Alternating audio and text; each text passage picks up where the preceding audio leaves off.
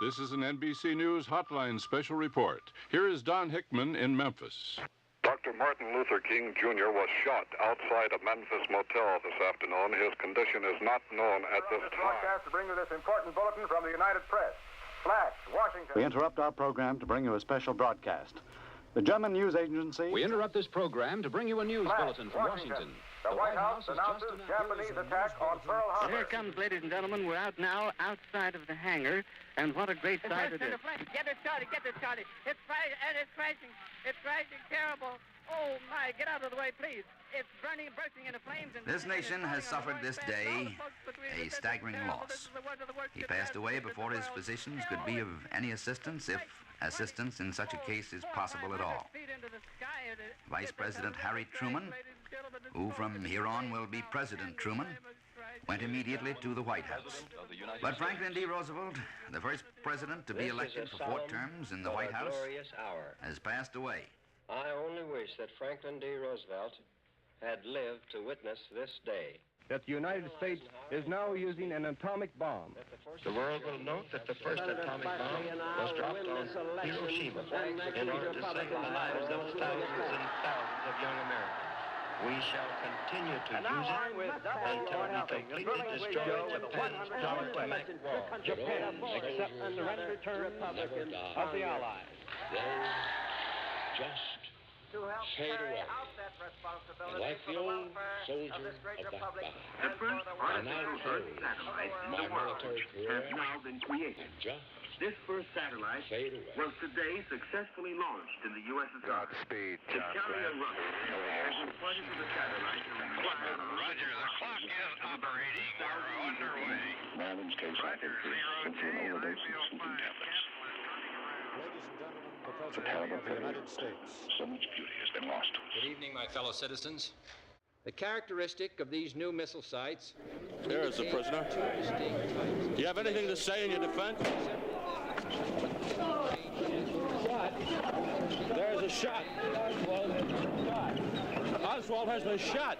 We have just received a confirmed report from Parkland Hospital President that Kennedy, according to the Associated Press, and Texas Governor John Connally were shot from ambush today in Dallas, Texas. It says President Kennedy apparently was shot in the head. President Kennedy was given blood transfusions just a few moments ago at Parkland Hospital in an effort to save his life. by the Soviet Union on the United States, requiring a full retaliatory response. John Lennon was brought to the emergency room shortly before 11 p.m. He was dead on arrival. You're looking great. You're go. Okay, engine stop. APA at a descent. Host control both autos. Descent engine command override off. Engine arm off. 413 is in. We copy you down, Eagle. Houston, the Eagle has landed. I'm going to step off the limb now. That's one small step for man. One giant leap for mankind. This afternoon, 4 persons, including 2 women, were shot and killed on the campus during renewed demonstrations involving hundreds of students. They're all gone.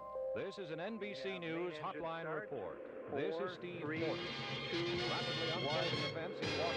Elvis Presley dead at the age of 42. I'm John Meyer. Elvis Presley died today at Baptist Hospital in Memphis, Tennessee. Presley was 42 years old. I shall resign the presidency effective at noon tomorrow. This is an NBC News Hotline Report. I'm Mike Moss. Communist forces reportedly have invaded The U.S. Embassy in Tehran remains occupied by Iranian students demanding extradition of the Shah and a total break in relations with America. Although as many as 100 people are being held hostage, the State Department says there's no reason to panic. Berlin's famous freedom bell rang out over the newly opened border. I climbed over the wall and come and walk. Just 2 hours ago, Allied air forces began an attack on military targets in Iraq and Kuwait. These attacks continue as I speak. He wanted to have as many people killed in that compound as possible. Skies over Baghdad have been illuminated. You're seeing bright flashes going off all over the sky. A blizzard of papers blowing out of offices that have been heavily damaged by this bomb in the downtown area. I'm just about 300 yards away from the front of this building that has been ripped off by this powerful blast. And yet buildings all around me here have suffered extensive damage. Up on top of the roof of one of these buildings, a brick wall has been blown over. And on the fourth floor of the garage, the elevator door has been blown off the hinges.